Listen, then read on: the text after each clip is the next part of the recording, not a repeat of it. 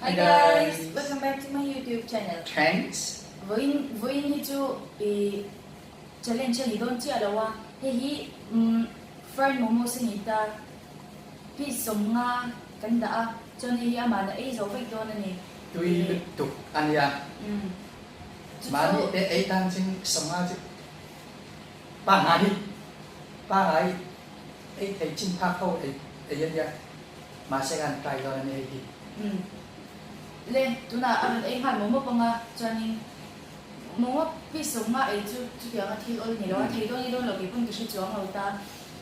Thầy chân chân ngăn ấy có đang mua. Mua cái dân in association ya. Cho nào ho.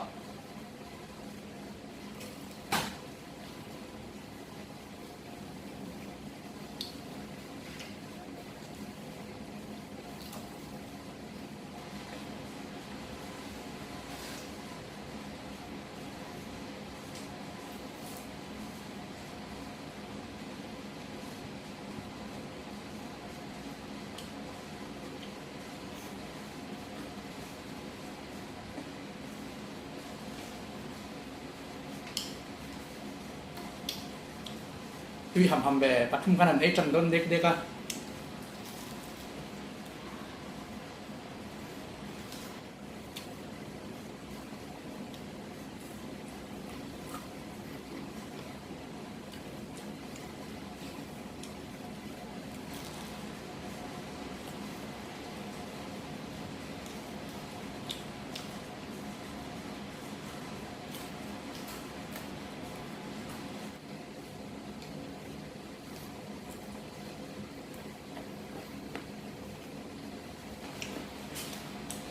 Hun chunอยู่ได้ทอนก็เนี่ย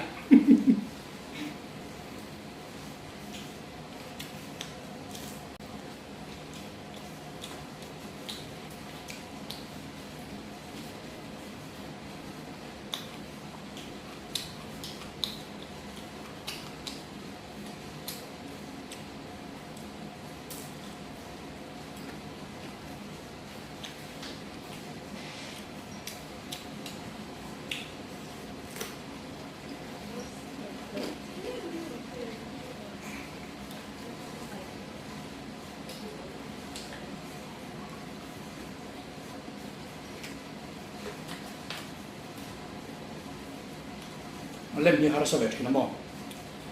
ตุยนักขัดตัวกับอินเวสต์ไปสุดตัวเนี่ยไอ้ยังชวน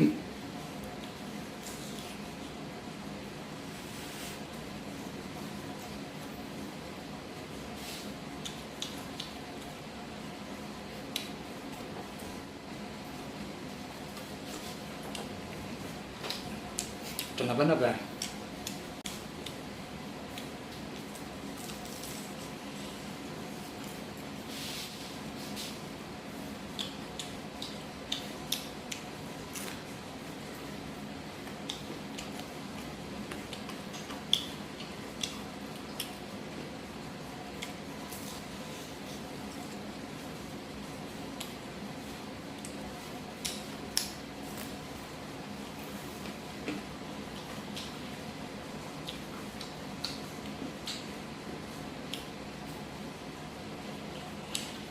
ตุยเนี่ย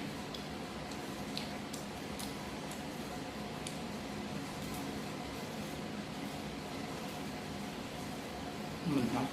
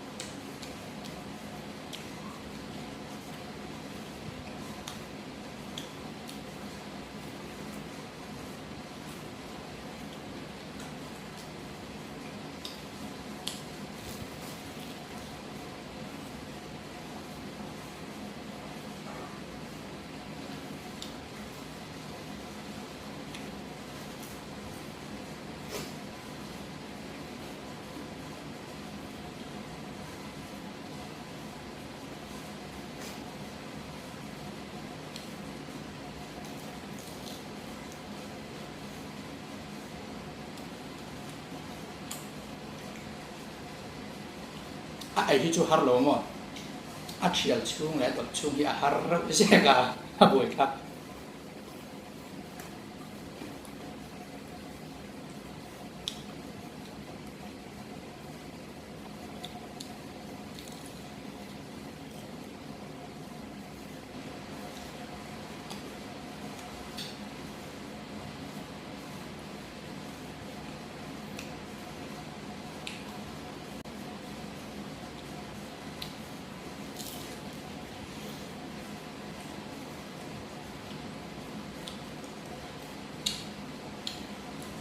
ตุยแบบ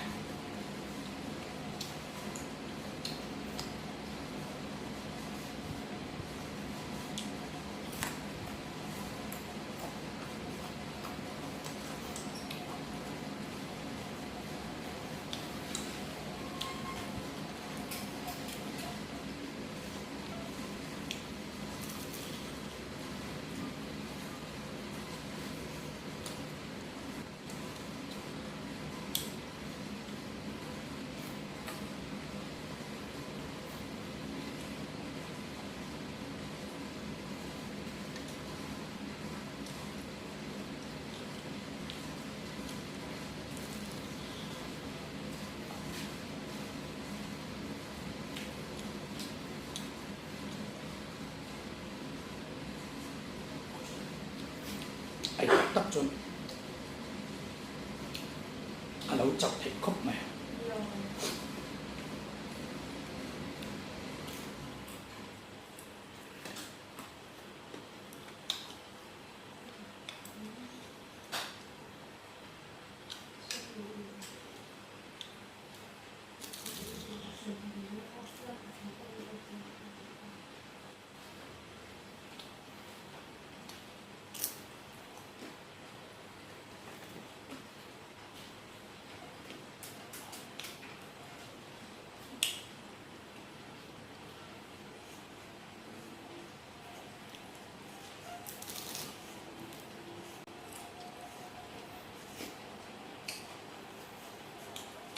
มันเพียงคำทุกข์ไหม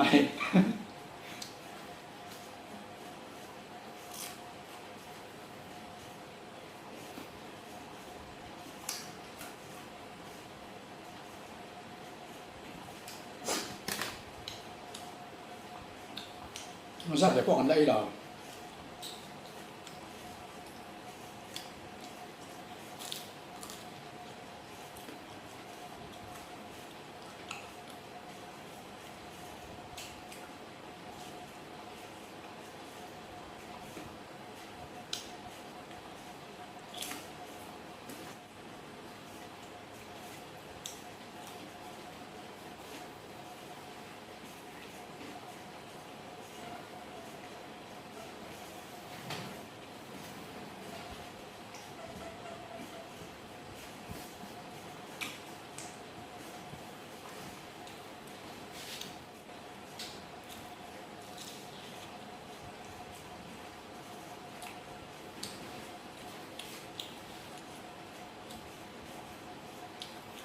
ไอ้ส่วนผมบอกที่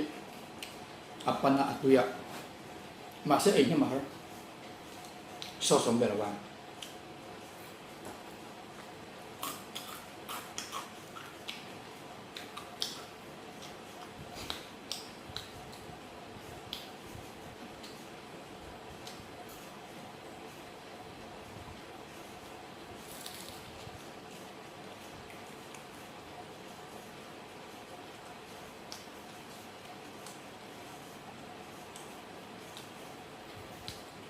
Hati mani ma ai tur bu to kain chop me u chon mu thil san nei cha bang a tam du ka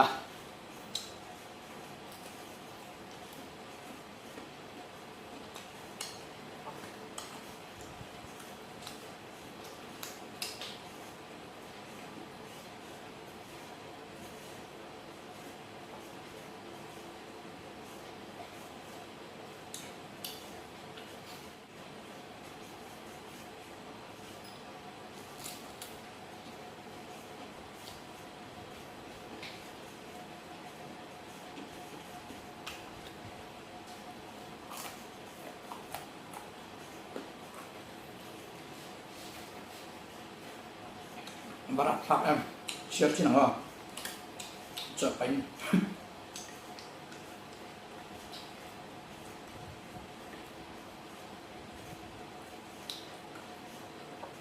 som ni pali ala om tu na hem som nga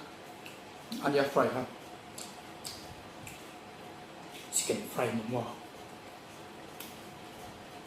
buat tu đâu mày ha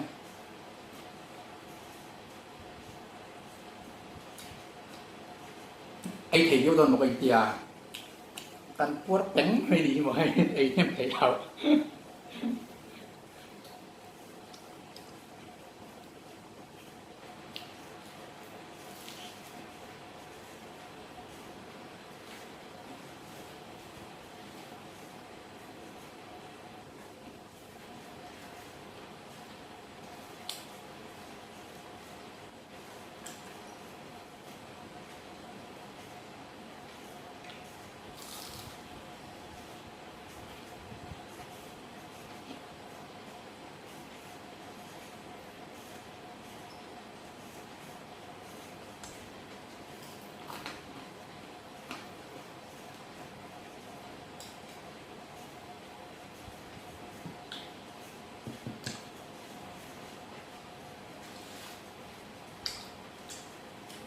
vai ai dọc thì nó còn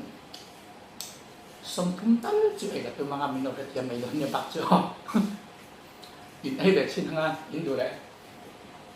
ai là không em đi về mày con đi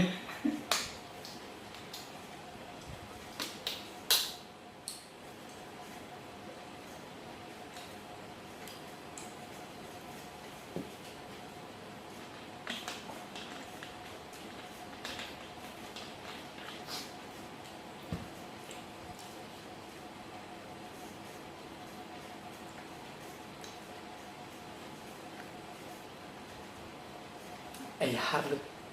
tụt tí khi này cái sợi thấy chưa mà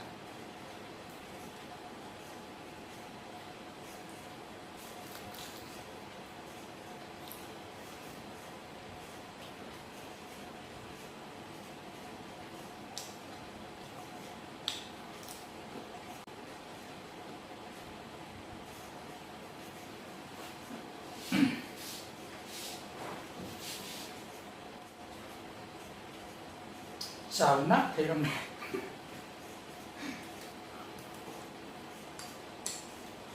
sao chia mẹ phất mẹ mà hả ra rồi cái mặt tôi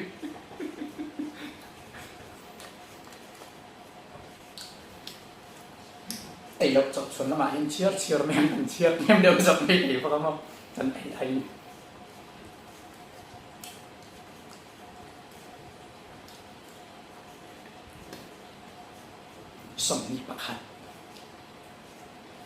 som ni pakhat tani chuan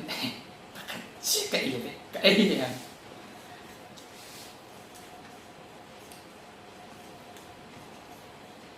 hay atop nan cái vậy sẽ chơi cầm mứt đen đi cả lắm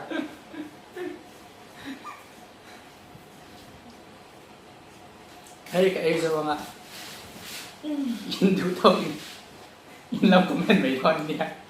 lâu ấy dấu thì lâu sống nga cho ấy dấu thì lâu tí na nha lúc này tôi lắm lâu bám giống như cái màn cái ấy để mấy ngợ cái ấy thể để thôi này đầu tiên lắm sống thum ấy thể sim bộ khá tu ro tôi đi chân cho cái gì biết thật là hiện nên sống nhiều chuyện ta cái biết thật những cái hi upward tham được tôi này sống thum cho một chuột rồi này thầm một chuột rồi này thầm hay mình last bài thì các bạn ấy về cho cái tu hậu giống giống con cả đầu tí kia bằng chế luôn vậy thì lâu em chắc lòng khá giống khá nhỉ thì anh nên sống nhỉ là bám tí na nha sống thum ấy thì bằng sim khá nên like in lâu mẹ sẽ các bạn cho nên nói cái lâu comment tăng á anh ấy thì lâu xí cái bọn như thế á cái mà cho nên rồi thấy cái này mà sẽ rồi thấy lâu cho nên đi next cho nên challenge cái đó này trong tôi là cho nên mà thấy một bông mình show này cái mình chụp về lúc kia này mấy cái channel thế mình đâu thì sắp trên là cái lồng ấy cho nên description là khanin tu poi mote comment na kapin na khanin tu poi mote po kasi actually na kaka in lo cheer chin don niya in zone sana do am ji ha ta han kasi actually mo gani. Thanks for watching. Bye. Peace out. cắt giảm một chút